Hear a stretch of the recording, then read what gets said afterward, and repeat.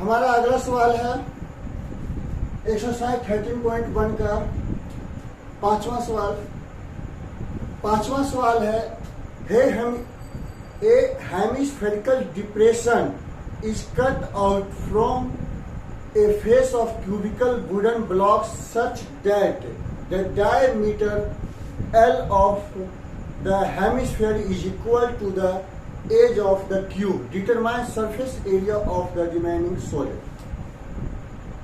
ये cubical block है जो लकड़ी का है, इसमें एक हेमिस्फेरिकल डिप्रेशन मतलब गड्ढा कर दिया गया है, एक कटोरे की तरह, हेमिस्फेयर की तरह कटोरा गड्ढा कर दिया गया है जिसका डायमीटर L है। डायमीटर क्या है? L। Diameter of hemisphere, diameter of hemisphere L। तो रेडियस क्या हो जाएगा इसका? रेडियस ऑफ हेमिस्फेयर L बटे में 2। इससे पिछले सवाल में वो भी सवाल सेम ऐसा ही था, हमने उसके साइड को डायमीटर बनाया था। अब ये सवाल उसके थोड़ा सा अपोजिट है, यहाँ डायमीटर दिया हुआ है, इसके डायमीटर को हम साइड बना देते हैं। तो जो क्यूब का साइड है, side of cube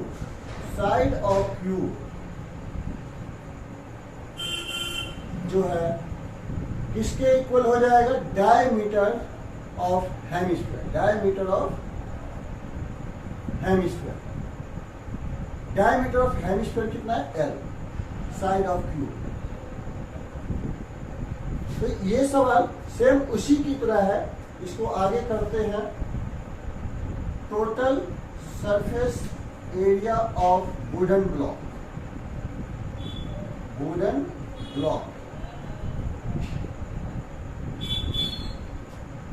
Curved surface area of hemisphere. Curved surface area of hemisphere minus area of circle plus में क्यूब का टोटल सरफेस एरिया, प्लस में क्यूब का टोटल सरफेस एरिया 6 इंटू में साइड का curve surface area of hemisphere 2 pi R square minus area of circle pi R square. अब यहाँ पे हमने सर्कल क्यों माइनस किया है? क्योंकि ये डिप्रेशन में है। अगर हम इसे दूर से देखने की कोशिश करेंगे तो हमें तो गड्ढा दिखाई नहीं देगा, ये सिर्फ ऊपर का हमें सर्कुलर पार्ट दिखाई देगा। इसीलिए हम इस जो गड्ढे का एरिया है उसको हम माइनस कर देते हैं और क्यूब का सरफेस एरिया 6 इंटू में साइड का स्क्वायर। तो ये सेम उसी तरीके से है, 2 रोटी में से 1 रोटी को माइनस करने के बराबर। तो 2 रोटी में से 1 रोटी को हमने माइनस कर दिया, यानी 2 pi R square minus pi R square equal to pi R square plus 6 into में साइड का square. Pi 22/7 radius L/2 R square है, 2 बार लिख लेते हैं। L/2 का होल स्क्वायर भी कर देंगे तो कोई समस्या नहीं। 6 इंटू में साइड का स्क्वायर, साइड कितना है? L। 6L का स्क्वायर। यहां पे हम ऐसा करते हैं, पाई को पाई ही रहने देते हैं, पाई की वैल्यू हम नहीं लगाते। L²/4। अब हम क्या करेंगे, यहाँ पे L² कॉमन ले लेंगे। क्या करेंगे? L² कॉमन ले लेंगे। L² कॉमन लेने के बाद हमारे पास क्या बच जाएगा? पाई डिवाइडेड बाई 4 प्लस में 6। यहां से हम एलसीएम लेकर के 4 को बाहर कर देते हैं।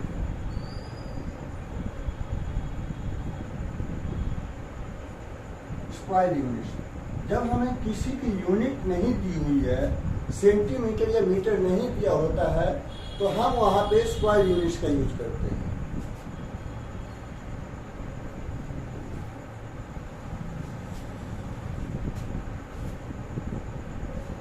अगला सवाल है हमारा क्वेश्चन नंबर 6।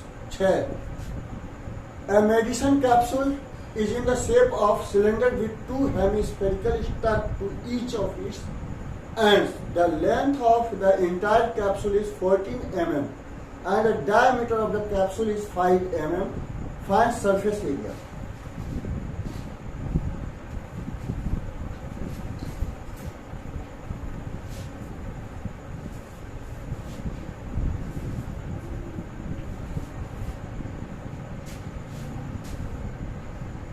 आप लोगों को ये सवाल कठिन लग रहा होगा, पर उतना कठिन है नहीं जितना आप लोग समझते हैं।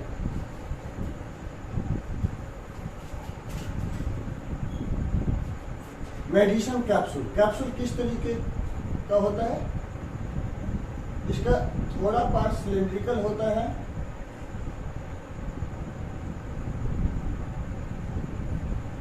और दोनों एंड्स जो है इसके हेमिस्फेरिकल। ये कैप्सूल बन गया।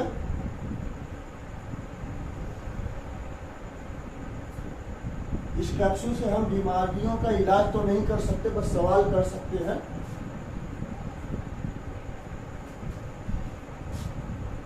इसकी total length capsule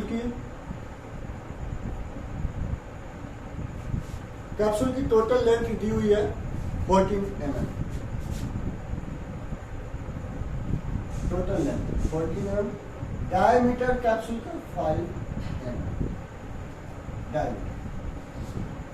diameter capsule का 5 mm। Diameter of capsule. ये सवाल नंबर 6 है, नोट कर लेना। Diameter of capsule,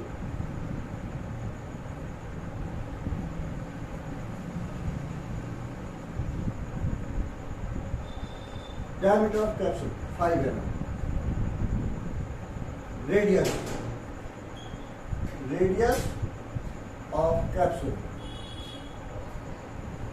5/2, 5 divided by 2। तो रेडियस, जैसे कि मैं बार बार बता रहा हूं, ये जो हेमिस्फेयर का जो रेडियस होता है वो उसकी हाइट और रेडियस दोनों बराबर होते हैं। तो ये 2.5 ये भी हो जाएगा, 2.5 ये भी हो जाएगा।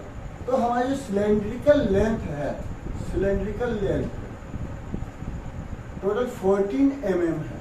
2.5 ये दोनों माइनस हो जाएगा, तो हमारे पास कितना आ जाएगा? 9 mm, 9 मिलीमीटर। कितना? 9 मिलीमीटर। तो length of cylindrical part, length of cylindrical part, length of cylindrical part, total length में से रेडियस डबल रेडियस माइनस कर देंगे, यानी 2 इंटू में 2.5 ये 2.5 ये माइनस कर देंगे 9 सेंटीमीटर। अब हम इसका total surface area of capsule निकालते हैं। Total surface area of capsule, cylindrical part radius दोनों के लिए एक ही है। सिलेंड्रिकल पार्ट के लिए भी रेडियस 2.5 और हेमिस्फेरिकल पार्ट के लिए भी रेडियस 2.5। तो total surface area of capsule,